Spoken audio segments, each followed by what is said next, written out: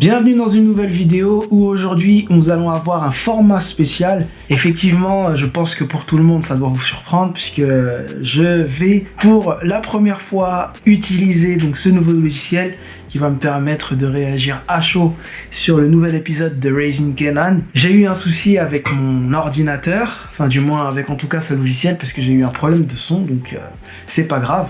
On va rattraper tout ça ensemble, on va directement réagir à l'épisode 2, je pense que c'est le meilleur moyen histoire d'être à jour. Et vous allez me dire ce que vous en pensez de ce format, n'hésitez pas du coup à lâcher en commentaire vos avis. On regarde ça ensemble, on va faire la réaction, j'espère que vous êtes prêts.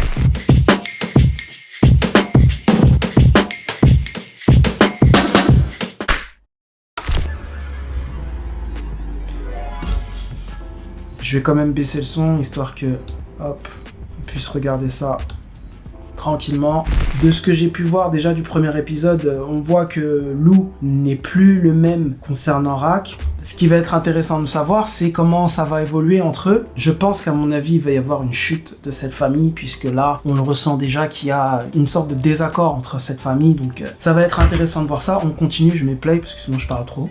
Donc là, on peut voir quand même que du coup, bien évidemment, Unique est sorti de prison. Je pense qu'il va tenter de récupérer son territoire et son business. Et c'est parti, on y va. J'aime beaucoup ce générique, hein. Je sais pas pour vous, mais je l'aime beaucoup. Raising Kanan. On voit bien qu'il y a la rencontre entre Rack et l'inspecteur Howard. Il va forcément se passer quelque chose entre l'inspecteur Howard et Kanan, vu qu'il est réellement déterminé à vouloir montrer son identité. Donc ça va être intéressant de voir ça. Et là, on le voit déjà, hein, qu'il y a cette détermination entre les deux, qu'il est déterminé en tout cas à révéler, je pense, sa vérité auprès de Kanan. Donc voyons ce que ça va donner. Est-ce que vous avez l'impression que Rack va arrêter l'inspecteur Howard? Dans le sens où, est-ce que vous ne pensez pas, et là je théorise, je fais mes théories en même temps, que à un moment donné, Rack finira par éliminer Howard d'une certaine manière. Je ne pense pas directement puisque c'est un inspecteur de police et je pense que ça pourrait nuire à Raquel et à son business. Mais est-ce que vous pensez pas qu'elle a un plan pour l'éliminer? C'est une théorie que j'expose. À vous de me dire en commentaire si vous pensez la même chose que moi. On continue. Ici, on voit la réaction que Kanan a avec le jukebox. Encore une fois, j'arrive toujours pas à saisir comment il en vient à l'éliminer dans le power initial puisqu'ils m'ont l'air de réellement bien s'entendre. C'est intéressant en tout cas de voir l'évolution des deux personnages et surtout la personnalité de Kanan quand il est encore adolescent, parce qu'il a complètement rien à voir avec le Kanan que nous on a connu dans Power. Donc là on voit bien que l'inspecteur Howard est réellement déterminé à vouloir révéler son identité, sa véritable identité justement auprès de Kanan. Donc ça va être qu'un enjeu majeur je pense de cette saison comme je l'avais évoqué lors de mon analyse de trailer. C'est sûr que ça fait partie en tout cas de ce que nous spectateurs on aimerait voir et en tout cas savoir s'il y a une incohérence de script ou si Kanan a menti à Tariq quand il lui a révélé dans le power initial qu'il n'a jamais connu son père. Dites-moi ce que vous pensez de Famous, le rappeur déchu. Je sais pas vraiment à quoi il sert dans la série, mais bon, il en faut un comme ça. Ouais, je les vois bien ensemble ces deux-là. En tout cas, c'est pour moi la véritable raison pour laquelle on a introduit ce personnage. Ici, cette scène m'a l'air très intéressante puisqu'on voit déjà que, comme je le disais en introduction et comme ce qui se réfère à l'épisode 1, on voit que Jukebox est en ce moment en train de faire ses recherches, son enquête pour trouver sa mère, même si elle semble un peu avoir de la rancœur auprès d'elle par rapport au fait qu'elle l'ait abandonnée. Autre point intéressant par rapport à cette scène, on voit que la mère de Nicole Bingham cherche à trouver justice par rapport à sa fille décédée. Elle comprend toujours pas pourquoi on n'est pas arrêté de Jukebox et qu'elle ne croupit pas en prison. Mais ce qui est intéressant, c'est qu'elle ne lâche elle aussi pas l'affaire concernant sa fille. Donc est-ce qu'il va y avoir des répercussions par rapport à ça? Est-ce que l'inspecteur qui est en train de défendre plus ou moins Jukebox ne va pas les rapprocher toutes les deux pour que derrière ça puisse permettre à Jukebox de devenir policière. Donc on voit bien qu'elle la défend. Est-ce que justement ça va créer une relation entre Jukebox et l'inspecteur à développer? Qu'est-ce que vous en pensez? N'hésitez pas à m'écrire ça en commentaire.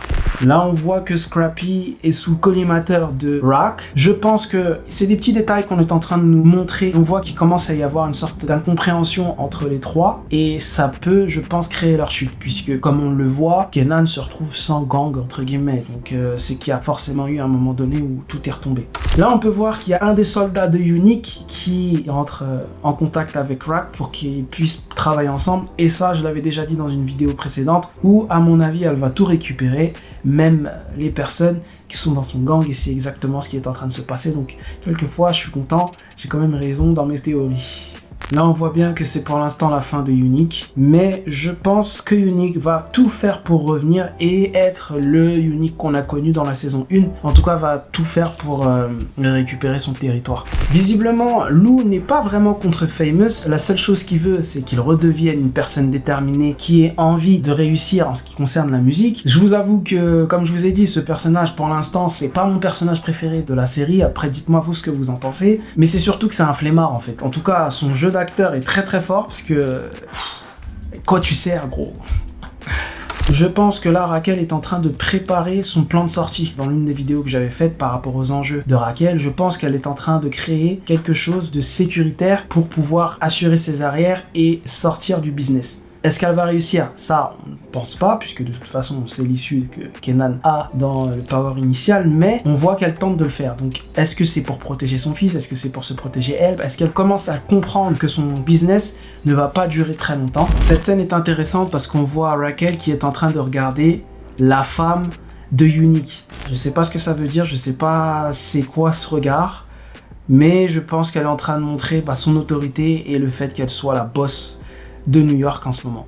Scrappy de retour. Je pense que Marvin est en train de chercher des preuves qui corroborent avec celles de Rock pour montrer que Scrappy est une balance du coup. Je pense qu'il l'est de toute façon, là c'est évident parce qu'il est en train de lui dire comme quoi qu'il l'a pas vu, il était à un certain endroit, ce qui me semble à mon avis faux à voir. Comme il est en train de le dire là, il est frustré de voir que Rock est en train de faire des plans avec un des membres du gang de Unique et ça crée quelque chose qui est frustrant auprès de Scrappy et peut-être que c'est ça qui l'amène à avoir cette envie de balance et de faire tomber tout le monde, etc. Parce que malheureusement, il est perdant dans tout ça et s'il perd, à mon avis, tout le monde va perdre avec lui. J'aimerais bien savoir vos avis. En vrai, c'est complètement balance que c'est une balance.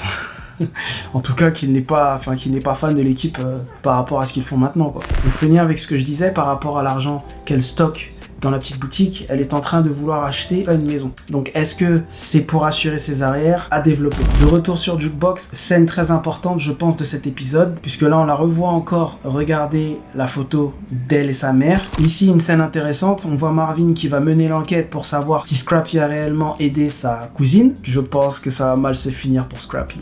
Aïe, ça sent mauvais pour lui là.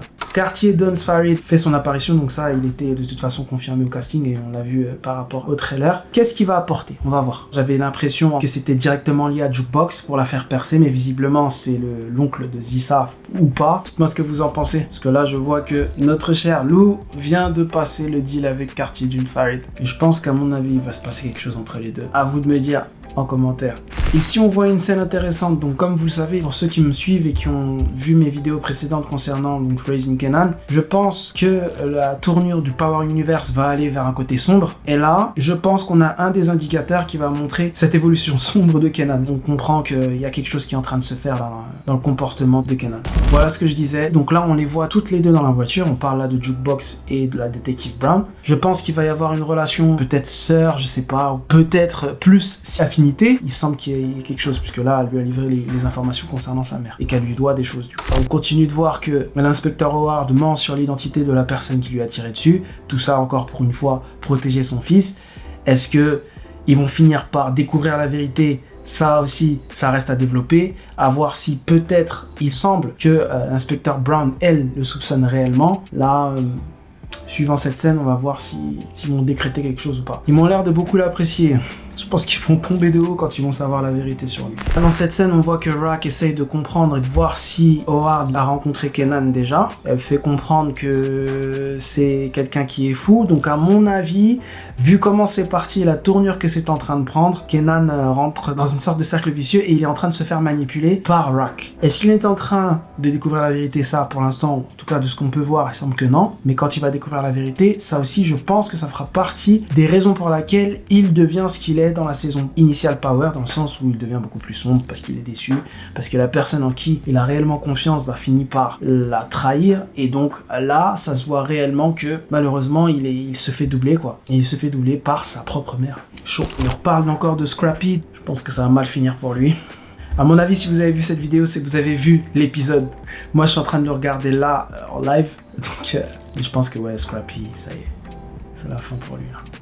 On voit que Lou ne veut pas. Hein. Lou, il essaye de pas y croire. Ouais, il veut pas le faire. Si on doit éliminer Scrappy, je pense qu'il voudra pas vouloir le faire. Donc, on va voir. Voilà, nouvelle scène avec Unique qui réapparaît. On voit donc Unique qui essaye de récupérer son business. Il va aller voir donc le distributeur, Dean. C'est marrant parce que pour ceux qui ont suivi un peu The Wire, on voit vraiment la référence. Ouais, on voit qu'il essaye de récupérer son territoire, son affaire, son business. Malheureusement, ça ne le fait pas puisque Rack a déjà tout raflé en fait. Je sais pas pour vous, mais qu'est-ce que vous en pensez? À mon avis, Unique va faire une dinguerie. En tout cas, dans les prochains épisodes, ce qui va être intéressant, c'est de suivre l'évolution d'Unique. Il va y avoir un affrontement entre Lou et Crown. Et je pense que c'est quand il ira demander des comptes par rapport au fait que la sœur de Famous part à LA, il pose des questions sur Crown. Il commence à y avoir beaucoup de choses là. Le fait qu'il reprenne le business musical, le fait qu'il prenne les décisions sur la signature de Ziva. Là, on voit que la sœur de Famous part à LA et là, on voit que du coup, Lou n'est pas super content. Il va se passer quelque chose. Dites-moi en commentaire ce que vous en pensez. Ouh, ça va être chaud. Ouais, il est pas content. Nouvelle scène là avec Jukebox. Elle vient de trouver sa mère. Est-ce qu'elle va aller lui parler? On va voir ça. Ah non, juste à vérifier. Ok, donc là en gros, elle l'a retrouvée, mais elle va pas lui parler, il me semble. Non, elle va pas lui parler. C'est ce qui va faire le déclic en tout cas entre l'inspecteur et Jukebox. Là, ça confirme la chose. On voit Unique, il arrive dans l'ancienne baraque où il avait son gang là. Ouais, il est bien vénère. Là, on voit quand même la descente aux enfers de Unique dans le sens où il a tout perdu là. Rack a vraiment tout raflé, vraiment. Il va y avoir un retour de flamme, un vrai retour de flamme par rapport à ça. Je pense qu'il va vraiment vouloir se venger et faire quelque chose contre Rack. C'est impossible, il ne se passe rien. Ça y est, il livre qui fait bien partie de l'équipe de Rack. Là, il lui fait comprendre qu'il n'est plus rien. Et là, on voit la détermination de Unique. Je vais mettre pause ici, juste pour vous faire comprendre. Il est impossible qu'il ne se passe rien. C'est l'un des ennemis, en tout cas en ce qui concerne le personnage et sa force de frappe. Unique fait partie des personnes les plus, je pense, bankable, je sais pas si on peut appeler ça comme ça, mais il a vraiment cette aura qui fait que on aime le voir s'énerver, on attend de savoir ce qu'il va faire et la vengeance qu'il fera pour essayer de récupérer son territoire auprès de Rack. Ok, donc là c'est la dernière scène je crois de l'épisode et ça y est. Là, on voit Lou qui tourne son visage, Marvin qui baisse le sien, qui va tirer. Ah, je pense que c'est Raquel. Ouais, Raquel, voilà, c'est parti donc ça, c'est ouf parce que en fait Scrappy était là depuis le début et il a perdu un œil, enfin bref il a été loyal jusqu'au bout et malheureusement il s'est fait avoir. Bon, on perd Scrappy. Merci d'avoir regardé cette vidéo analyse, ma réaction en direct, bon c'est un faux direct en tout cas mais vous avez compris. On se voit du coup pour une prochaine vidéo concernant Raising Kanan et d'autres séries bien évidemment. Là pour le coup je pense que en fonction de ce que vous me direz en commentaire, voir si je continue ce format là ou si je reste sur mon format classique, c'est un format test. On se dit à très vite. Bien évidemment, si vous avez aimé, n'hésitez pas à liker, à partager et à vous abonner. Ça fait toujours plaisir. Et dites aux personnes qui vous sont chères que vous les aimez. On se dit à très vite. Peace.